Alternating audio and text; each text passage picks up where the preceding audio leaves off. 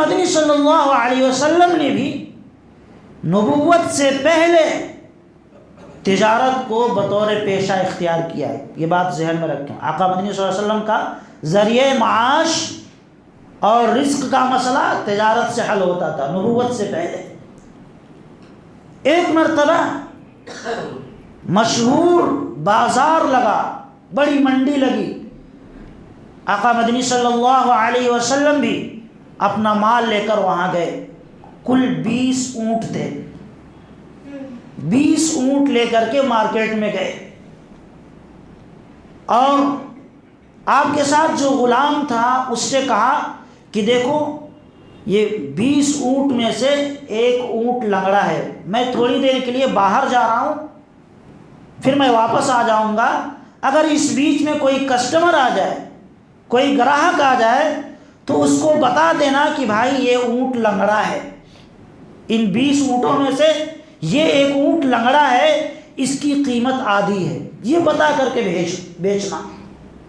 آقا مدنی صلی اللہ علیہ وسلم کہہ کر کے چلے گئے، اس کو ہدایت دے کر کے باہر گئے، اور پھر کچھ دیر کے بعد جب آپ واپس آئے تو دیکھا کہ سارا مال بک چکا ہے۔ نبی رحمت صلی اللہ علیہ وسلم کی امانت داری اور سچائی اتنی مشہور تھی کہ جیسے ہی آپ کا مال مارکیٹ میں آتا تھا ہاتھوں ہاتھ بک جاتا تھا۔ آپ صلی اللہ علیہ وسلم ادھر باہر گئے، تھوڑی دیر میں واپس آتے ہیں تو دیکھا کہ سارا مال بک چکا ہے۔ غلام سے پوچھا کہ اس لنگڑے اونٹ کا کیا ہوا؟ میں نے تم سے کہا تھا کہ اس کو آدھی قیمت پر بیچنا اور کسٹمر کو بتا دینا۔ اب غلام بیچارہ سر پکڑ کر کے بیٹھ گیا، کہا کہ حضور مجھے معاف فرمائے، میں نے کسٹمر کو بتانا ہی بھول گیا، میں نے بتایا نہیں، اور اس لنگڑے اونٹ کی بھی پوری قیمت ہم نے وصول کر لی۔ نبی رحمت صلی اللہ علیہ وسلم کو بڑا غم ہوا، فکر لاحق ہوئی۔ آپ صلی اللہ علیہ وسلم نے اس غلام سے پوچھا کہ اچھا بتاؤ وہ کہاں سے آئے تھے، ان کا ایڈریس کیا ہے؟ اس نے کہا کہ حضور وہ تو یمن سے آئے تھے اور چلے بھی گئے۔ نبی رحمت صلی اللہ علیہ وسلم نے فوراً اس غلام کو لیا اور یمن کے راستے پر چل پڑے۔ آپ سوچیں کہ اس لنگڑے اونٹ کی قیمت آدھی لینی تھی، اس نے پوری لے لی۔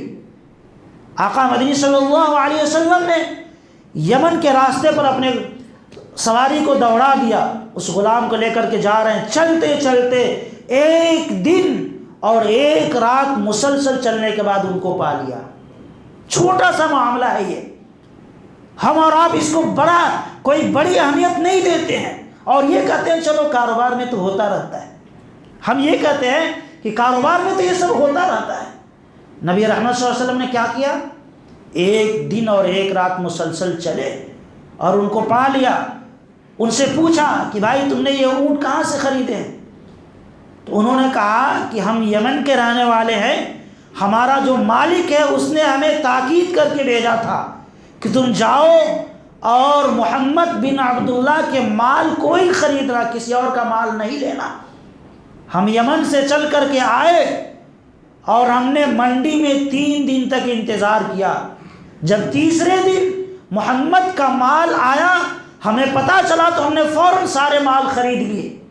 آقا مدنی صلی اللہ علیہ وسلم نے کہا کہ دیکھو میں ہی محمد ہوں، بات یہ ہے کہ ان 20 اونٹوں میں سے ایک اونٹ لنگڑا ہے، عیب دار اونٹ ہے، یا تو تم یہ کرو کہ اس اونٹ کا پیسہ واپس لے لو، یہ اونٹ مجھے دے دو، یا پھر اس کی آدھی قیمت دینی ہے اور مجھ سے آدھی قیمت تم واپس لے لو۔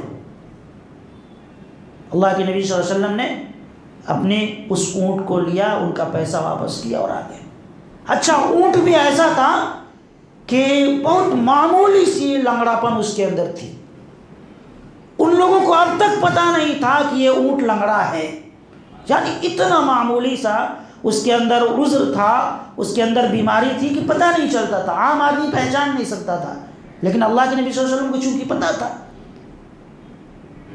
پھر میرے بھائیوں جب کچھ سالوں کے بعد آقا مدنی صلی اللہ علیہ وسلم کو نبوت ملی اور آپ نے اپنی نبوت کا اعلان کیا اور آپ نے لوگوں کو دعوت دی، اسلام کی طرف بلایا، تو وہی قافلہ یمن سے واپس آیا آپ صلی اللہ علیہ وسلم کا نام سن کر کے اور ایمان قبول کیا.